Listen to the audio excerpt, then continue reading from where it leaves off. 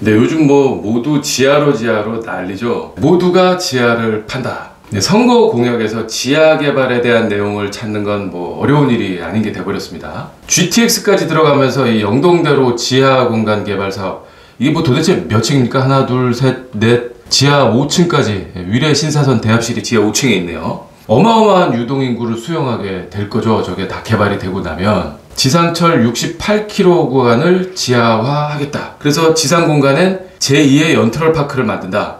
저는 이 연트럴파크가 처음에 뭔지 몰랐어요. 뉴욕의 센트럴파크 플러스 연남동, 이걸 합쳐가지고 이렇게 부르는데, 뭐 이렇게 되면은 뭐 위에 공원도 조성이 되고 살기 좋아지겠죠. 이런 식으로 왜 자꾸 지하에 뭔가를 만드냐면, 거기 사람이 많이 모이니까. 도시로 집중되는 현상 때문에 지하에 뭔가 공간을 자꾸 만들 수밖에 없는 거예요. 아니 뭐 그렇다면 위로 더 올라가도 되는 거잖아요. 그런데 콧대가 꺾였어요. 초고층은. 고층으로 올라가는 게 재미가 없어진 거예요. 이제는 70층짜리 한 개 동과 35층짜리 두 개 동, 이걸 비교해 보면 70층 한 동 짓는 게 공사비가 2배가 더 들어갑니다. 뭐 여러 가지 이유가 있겠지만, 건물이 높아지면서, 70층의 경우 건물이 높아지면서 풍화중을 고려해야 되잖아요.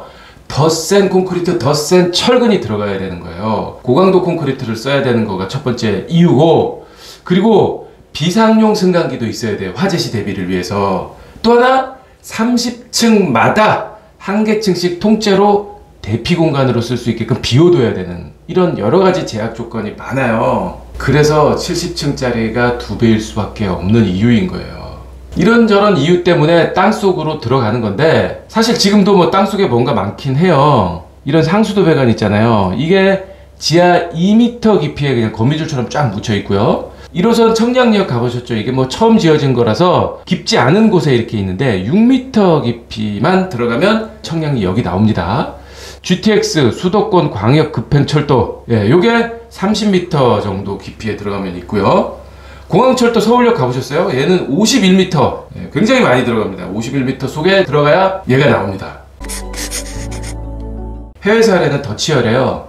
뭐 대표적인 땅 부족 국가 있잖아요. 싱가포르 지하도시 조성 마스터 플랜, 이게 국가 과제예요. 뭐 이런 어마어마한 지하의 복합 공간 짓는 게, 이게 나라에서 미래 전략으로 추진하는 사업인 거죠. 새로 짓는 고속도로들 보면 이렇게 전부 다 지하로 그냥 들어가서 운행이 될 수 있도록 그렇게 만들어 놓고, 하수 처리 시스템 있잖아요. 이게 우리나라에서 제일 깊은 공항철도 서울역보다도 더 깊어요. 55m의 하수 처리 시스템이 쫙 거미줄처럼 이렇게 들어가 있다라는 거고, 더 깊은 60m에는 이런 전력구들, 오른쪽에 보시는 이게 이렇게 들어가 있는데, 이게 굉장히 넓잖아요. 이 직경이 안에가 6m라고 하는데, 이렇게 넓게 파놓은 이유가 저 밑에 전기차가 왔다 갔다 하면서 유지보수 쉽게 하려고, 이렇게 유지보수까지 생각한 넓은 공간으로 파놓은 그런 이유도 있고, 나중에 확장 가능성도 대비한다는 거예요. 현재는 이렇게 배관 2개 들어가고 딸랑 끝났지만, 이 주변이 텅텅 비었잖아요.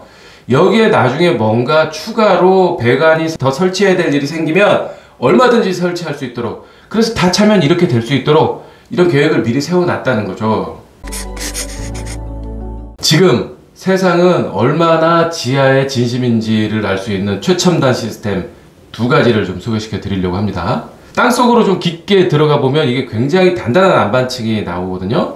거기에 공간을 만드는 거예요. 이렇게 쭉쭉 바둑판처럼 공간을 만들어서 지하 공간으로 활용을 하려고 그러는데, 왜냐하면 안전하고 온도가 일정하니까. 안반층에 이 바둑판처럼 이게 가로로 쭉, 세로로 쭉 이렇게 이제 터널을 뚫으면서 이렇게 이제 세로선, 가로선 이렇게 쭉쭉 터널을 뚫으면서 요 가운데 있는 요런 안반층, 기존 안반 요런 거는 그냥 그대로 두는 거예요. 얘가 기둥 역할을 하는 거죠. 이렇게 터널을 지금 뚫었어요. 양쪽으로 쭉쭉 뚫었으면 요 사이, 여기서부터 여기까지가 기둥이 되는 거예요. 튼튼한 안반 기둥이 요런 게 이제 하중을 받아주면서 나머지 파낸 부분, 이런 부분, 여기는 지하 공간으로 활용할 수 있도록 해주는 거죠. 천연 기둥을 그대로 유지하는 거예요. 이런 대형 지하 공간을 어떻게 활용하냐면 데이터 센터로 활용하기도 하고요. 냉동, 냉장 창고로 사용하기도 해요. 항온성이 좋잖아요. 지하니까. 그리고 중국 같은 경우에는 천연 가스 저장 시설로 활용하기도 해요.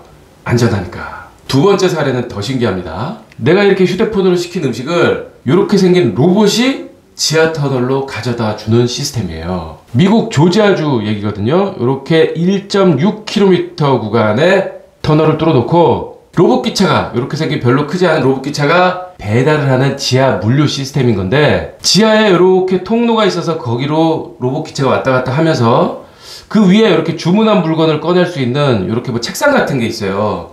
거기로 위로 꺼내기도 하고 아래로 배달할 물건을 넣기도 하고 올리고 내려주고 하는 이런 장치도 별도로 있어서 실어주고 내리는 그런 역할을 해주는 거죠. 배달료가 1달러래요. 교통정체도 없고 소음도 없고 공해도 없고 뭐 완벽한 배송 시스템인 거죠.